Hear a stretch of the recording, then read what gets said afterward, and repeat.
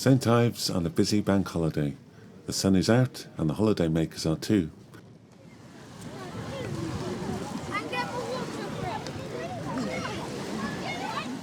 Portminster Beach is covered from one end to the other with people. Windbreaks flap in the wind, beach balls fly through the air, and children laugh and squeal. Down on the shore, a crowd has started to gather. 40, 50 excited people make a small circle. Parents nudge their children to the front and they stare in disbelief at who has washed up. She lies in the sand on her front as the waves lap over her back. She lifts a bright blue tail into the air behind her and flaps the water from it. Hello, my name's Laura. I live in St Ives, Cornwall, and you'll also find me going under the name of the St Ives Mermaid. Really, my initial plan was just to swim into the harbour to surprise people and see their reactions and to bring a bit of a laugh and a bit of joy and swim out again. I never intended to start washing up on the beach, and I did that once and pretty quickly figured out that that's really what people would properly enjoy. I get to wash up, meet people, surprise people for an hour and then swim back out into the ocean.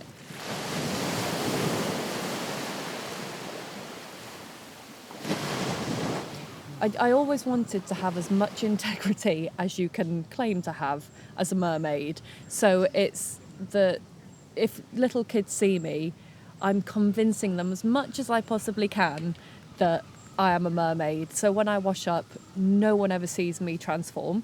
I swim back out into the ocean and go round a corner to a little secret spot. But to everyone else, it just looks like I'm swimming back out to sea. So with children, it's either absolute glee, shy, really, really shy, won't come near me, like can't even comprehend that there's a life-size mermaid right there. You get the really, really confident kids who come along in their own mermaid tail, and that's lovely. You get kids that are really scared, actually, especially younger kids. Their parents are desperate to try and get them to have a picture with me, and they put them down towards me, and the kid just starts screaming. The parents are apologising to me. I'm just like, it's kind of rational for a child to be scared of a human that's half fish. That's okay. And then, adults are often more taken by the whole idea of it. And I think it's going back to that thing where as adults we can lose that bit of magic in life and being a bit irreverent and different. And I think it reminds people that you can do something a bit bonkers. I don't know, my favourite reaction actually was one guy that came with his wife, and he actually refused to come anywhere near me because he thought, no, she's going to start singing and lure me to my death. My singing would kill you, but not because I want it to, I assure you. Do you know, the seed was planted when I was really, really young. Growing up in St Ives, I spent all my summers on the beach and was encouraged to go in the sea. My mum was a natural water baby, so she shared that love and passion with me.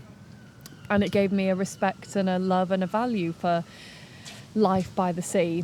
And as a young girl, I was obsessed with mermaids, but I was obsessed with everything, unicorns, everything fantastical and fairy tale. But being underwater has always held a really special place in my heart. And then growing up, I was certainly keen to try a new place. And I did. I tried that. I ended up in London and lasted the grand total of 4 months before I went, no, this is not for me, and came home just before the summer holidays. And what I didn't anticipate was falling in love with my hometown and my home county in a deeper and more spectacularly special way than I could ever imagine. I was going in the sea. I worked on the harbour, so I was just staring at the sea all day. And it started calling to me the way it did when I was young, like it became this really magical thing again. And I just couldn't wait to get in and get under the water.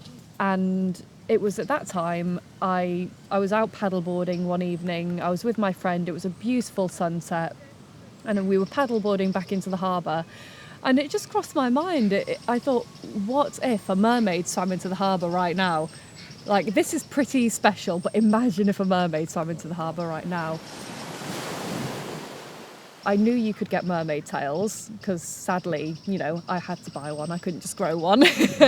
And it's part wetsuit material with a silicone body over the top with a monofin at the bottom that you slip your feet into. So it's quite tight. It's made to my measurements. It was made out in America. All in all, it's quite a beautiful piece of work, but a heavy piece of work. Just remember when it first arrived, I did not realise how much silicone really smells like vinegar. It's absolutely vile. When I was so excited, then just opened the box and just went, oh, my tail. And then when I've worn it in the sea a little bit, it does develop quite a delightful odour. So it takes a lot of care, actually, a tail, for you not to smell like a proper fish. But with my tail on, I can go at a really, really good pace. So I've really got used now to that added power of the monofin. It's really liberating, actually, to go underwater and feel that the propulsion you get from it. It's quite something.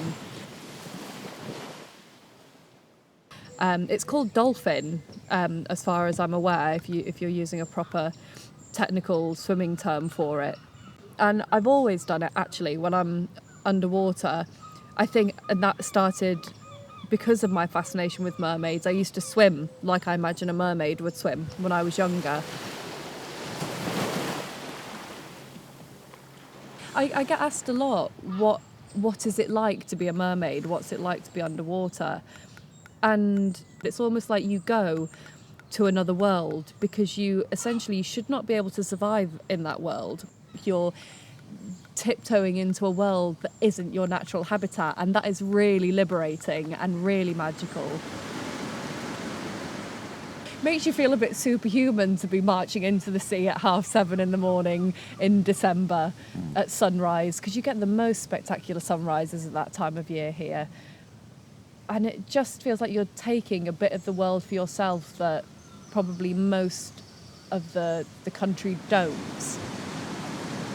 One thing I've come to terms with, and I hope I'm right in, is that I like that I'm not that much different to an average person. I've got an accent. I've not got a weird mermaid voice that I've made up and have to be consistent with. I'm quite obtainable and normal, and in that sense, I feel like it could potentially make me a better role model because other people could do what I do.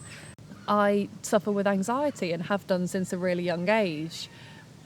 But funnily enough, this is one thing that doesn't really trigger it. But often the self-doubt and the questioning and thinking whether you're the right person or there's got to be someone better to do it. But no one else was. As long as I feel positive about it and feel that what I'm doing is having a positive effect, then I will continue doing it. And I just want to be a positive voice as well, and be an open voice and a very, very real person. That's really, really important to me. And I think people, regardless of their age, just want to believe and enjoy it, and that's a lovely thing to be part of. Really, really lovely thing.